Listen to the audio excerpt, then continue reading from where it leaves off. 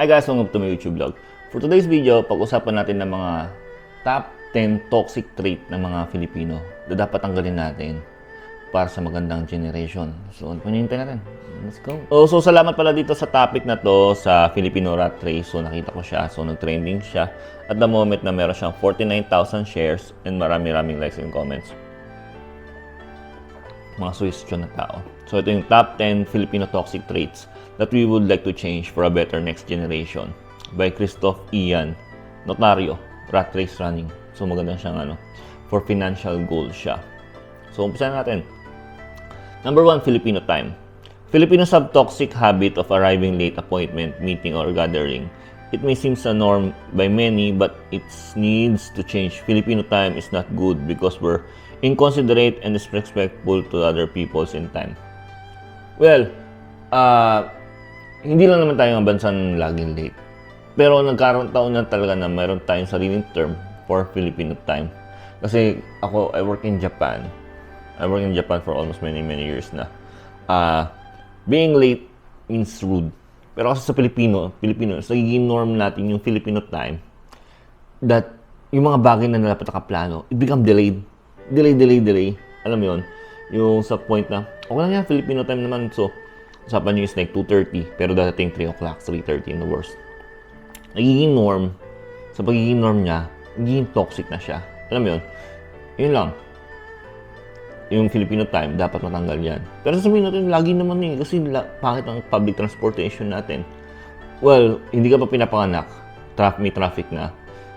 Hindi na maganda yung public transportation natin. You should adjust. People should adjust. But hindi, but no eh. Even though we have the worst traffic and we have the worst traffic sa buong mundo or top tier tayo. But still, pinindigan natin yung word na Filipino time. The second one is utang na loob. Utang na loob, ang ganda to. Ganda tong topic na to. Utang na loob.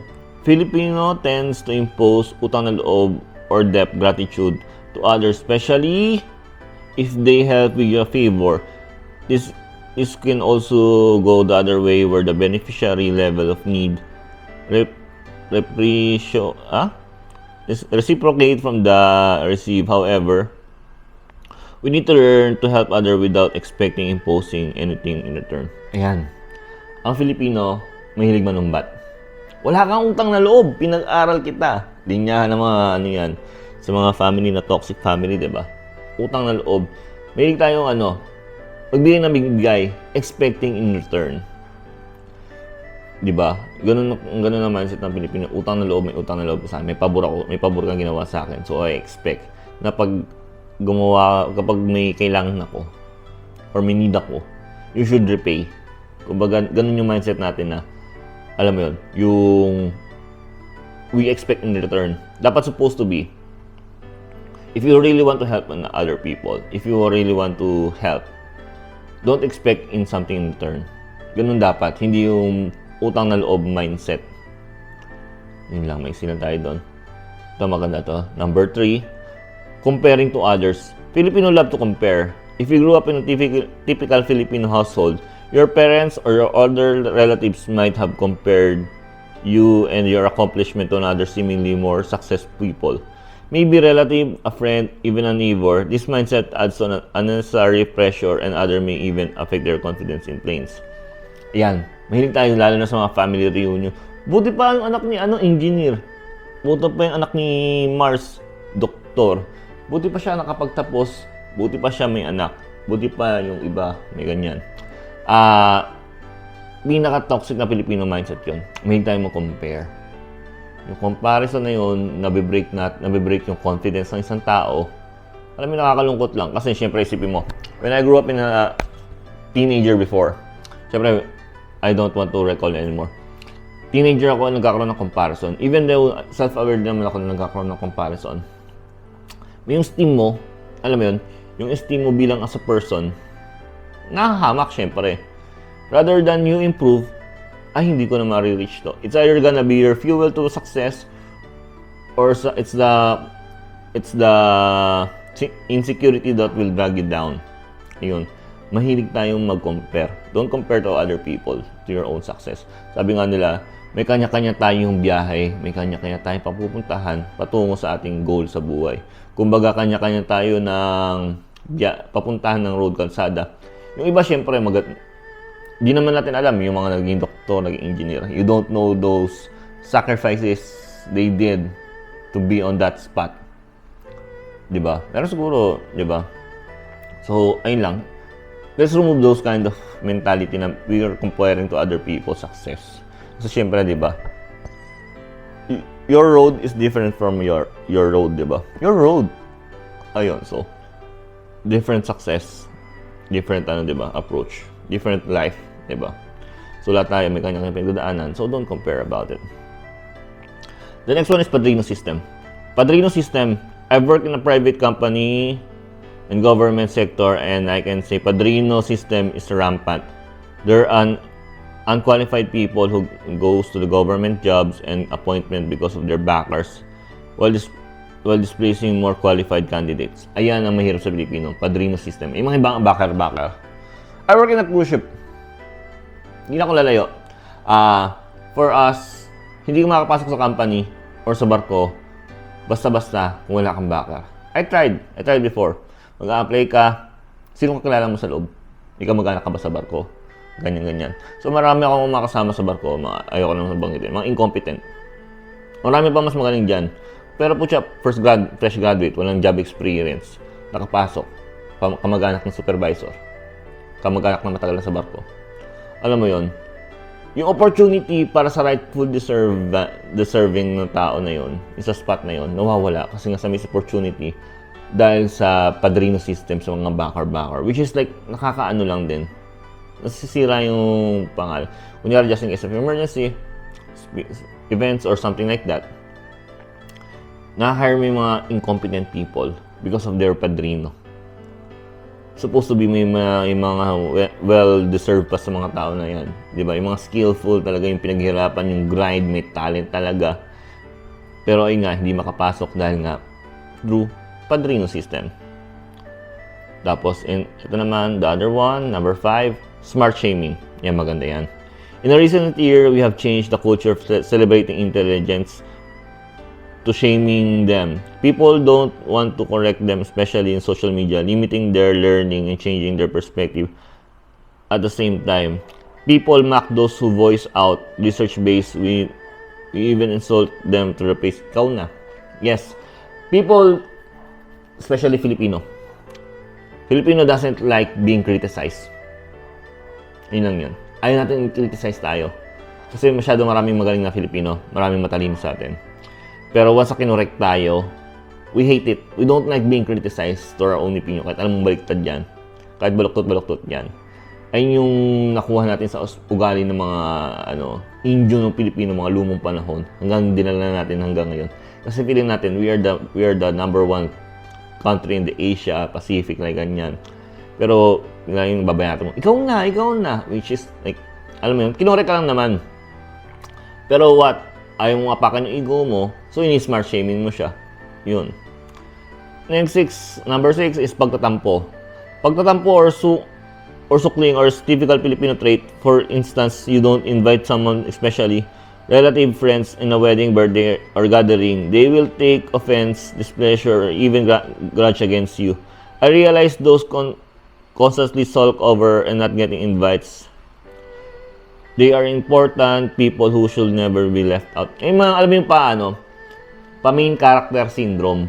Ito yun eh. Yung akala nila silang bida sa buong sa buhay ng ibang tao.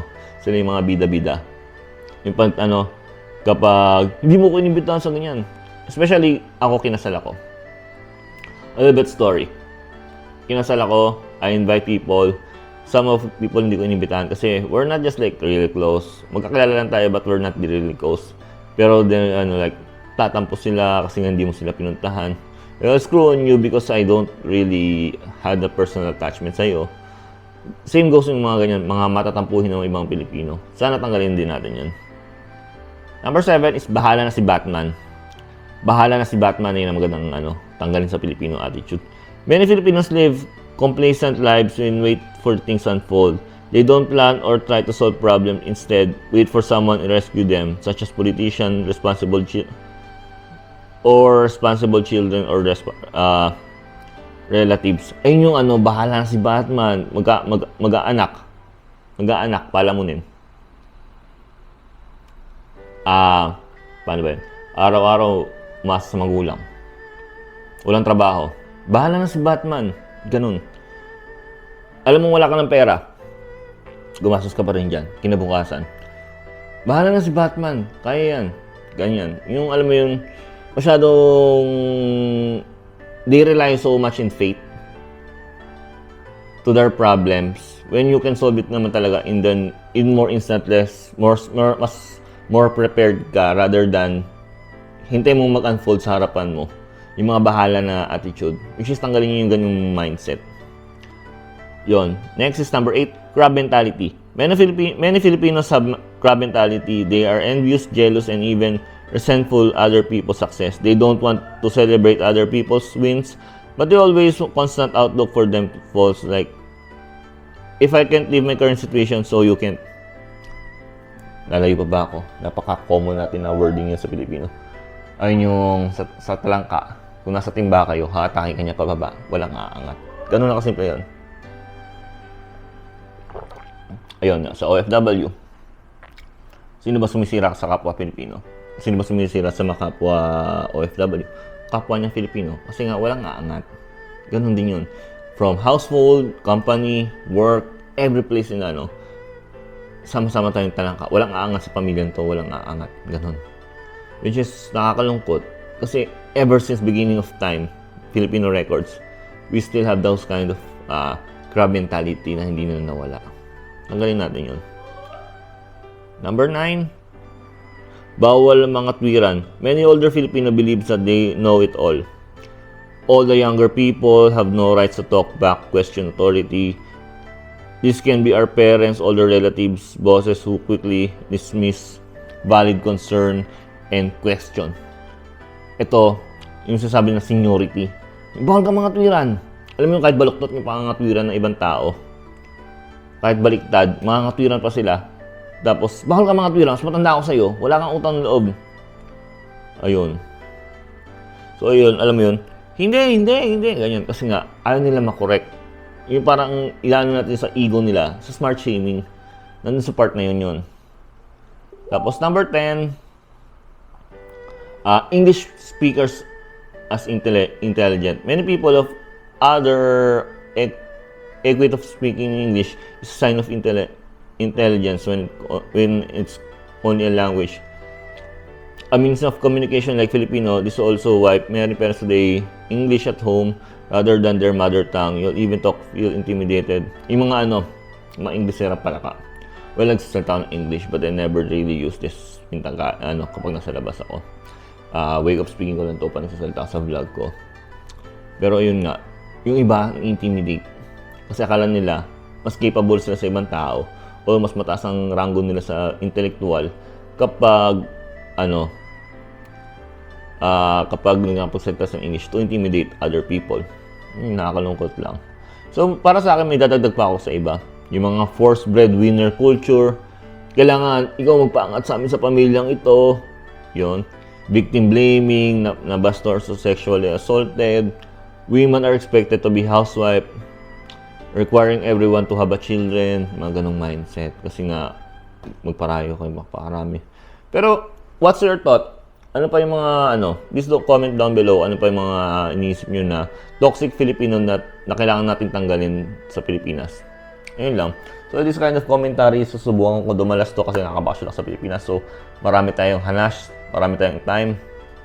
Ayun lang. If you like this kind of video, please do like and subscribe my YouTube channel. Maraming salamat. Sa ulitin, skirt!